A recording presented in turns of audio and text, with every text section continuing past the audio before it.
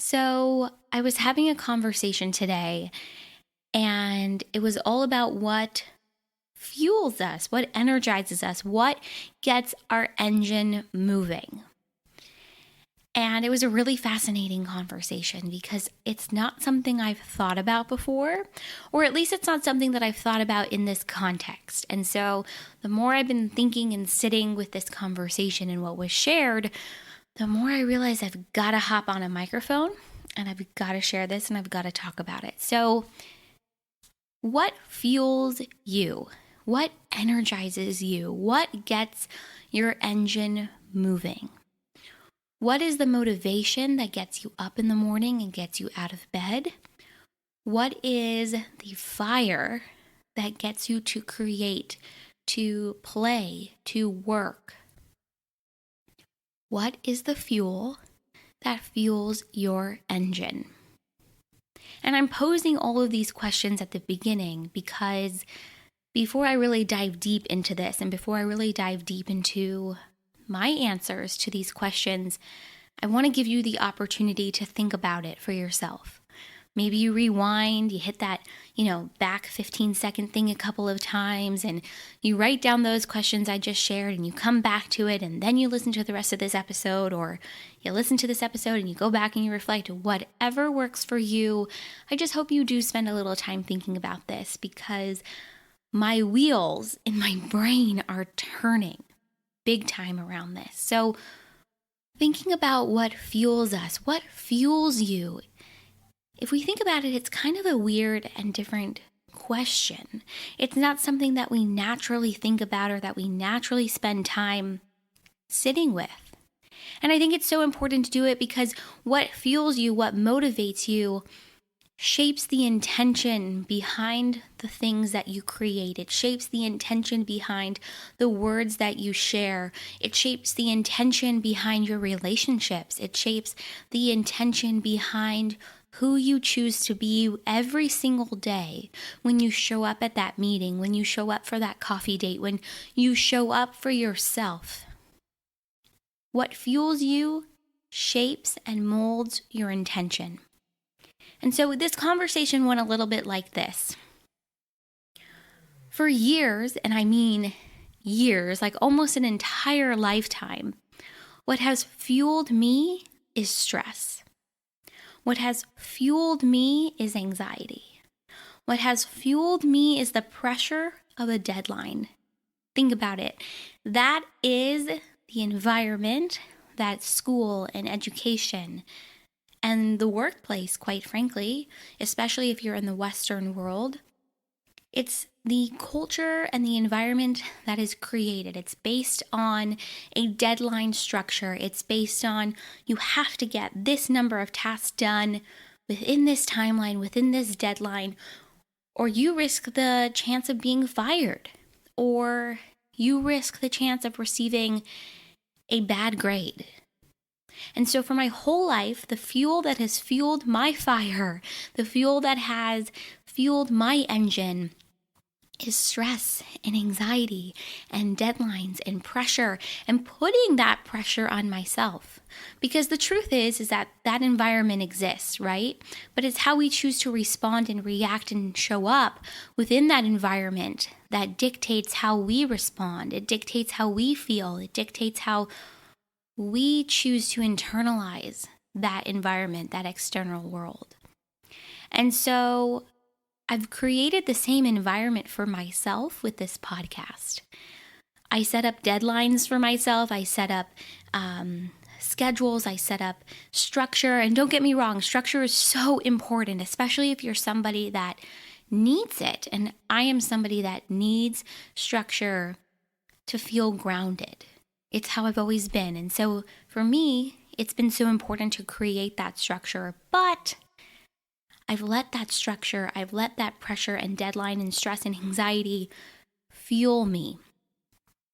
And so I was challenged today in this conversation to pick something else to fuel me because my body is not in a situation or in a place where it wants to live or thrive in stress the same way it did maybe 10 years ago.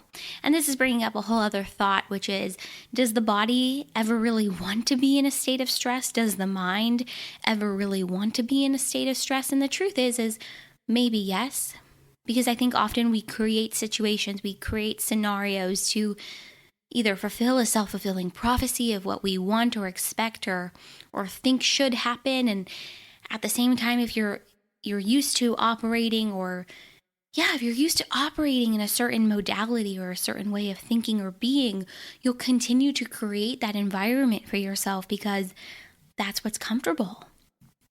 That's what you know. And so my body is like hell to the no about the stress. And I know you have been in this experience or this situation too, where you dramatically feel the effects of stress on your life, mentally, physically, emotionally, spiritually. The list goes on. And so it's about cultivating an environment for myself in which what fuels me is not stress, in which what fuels me is not pressure of a deadline, in what fuels me is not anxiety. I was challenged today to create a structure, to envision a life in which what fuels me looks different.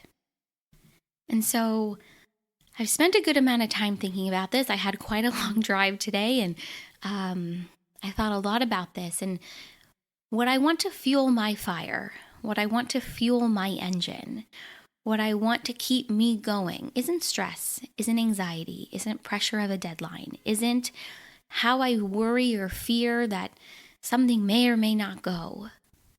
What I am consciously going to choose from this point forward as what fuels my engine is going to be this desire to want to serve and to share messages and stories that resonate and inspire, that invoke emotion in somebody else, that I know is going to touch somebody else, that ultimately remind us that we're not alone. We're not alone in what it is that we're experiencing.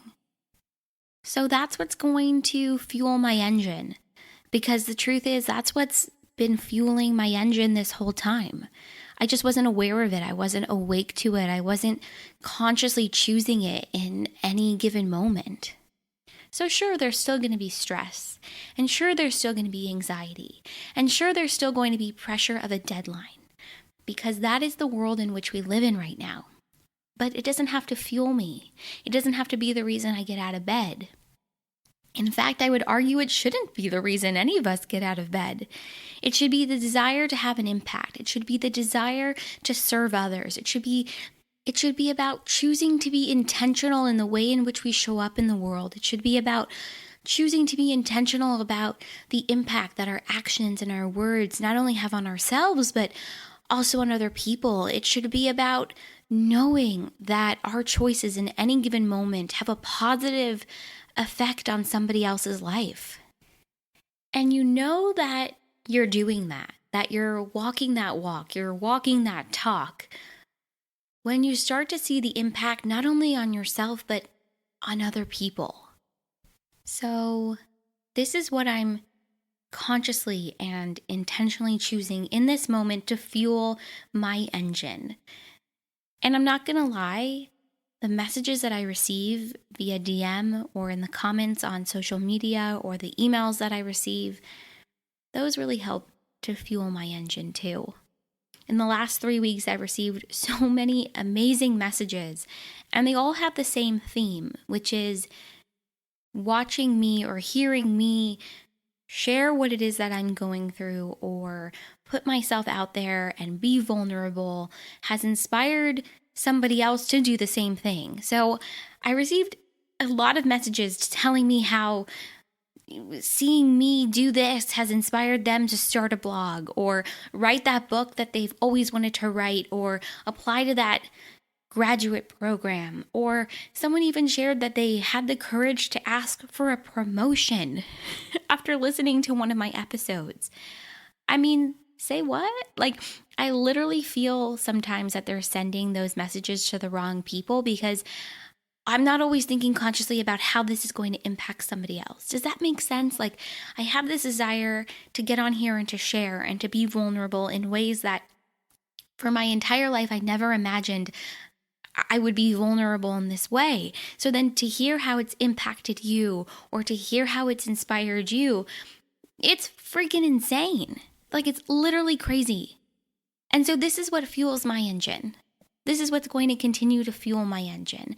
And I hope it's not coming off like I'm tooting my own horn, because that's totally not my intention here. But I guess one of my biggest takeaways, or what I'm really trying to say, is just that don't underestimate the power of your fuel. Don't underestimate the power of your intentions to not only shift and change your life and how you approach your life, but also the potential for it to impact somebody else along the way too.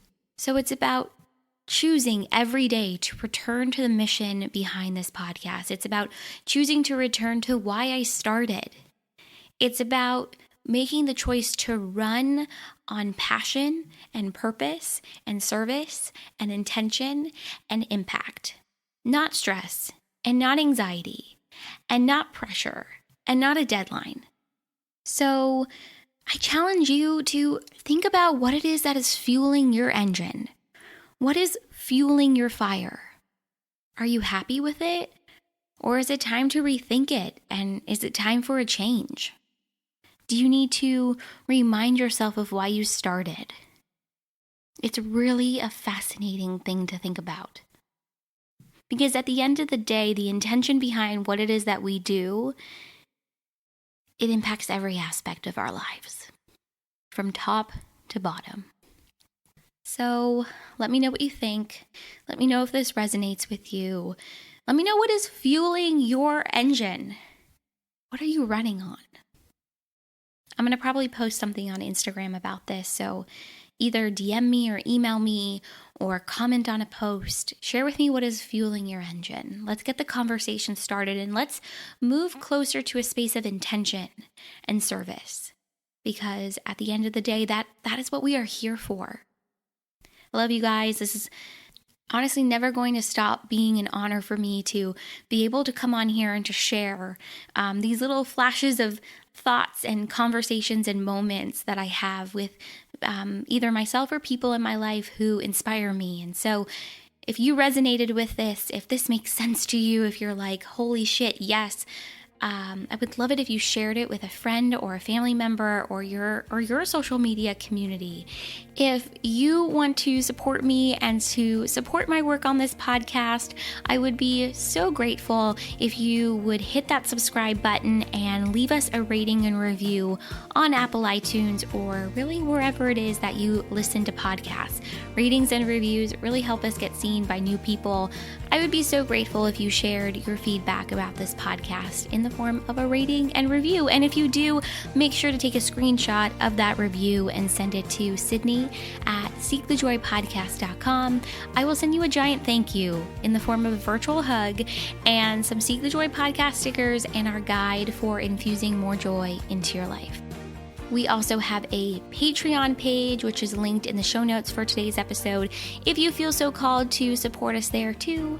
And yeah, that's it. Oh, also, I hope that you have been participating in the month-long celebration of the 1-year anniversary of Seek the Joy podcast. I've been hosting a different giveaway every week during the month of October. So I hope that you've been participating. It's not too late if you haven't. We have 2 more giveaways left. So make sure to follow us on Instagram at Seek the Joy Podcast to be able to enter to win. There have been so many amazing goodies this month. I'm so grateful to everyone who has donated to be part of this.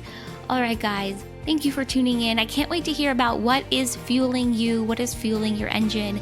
Until next time, seek the joy, and I will see you right back here pretty soon.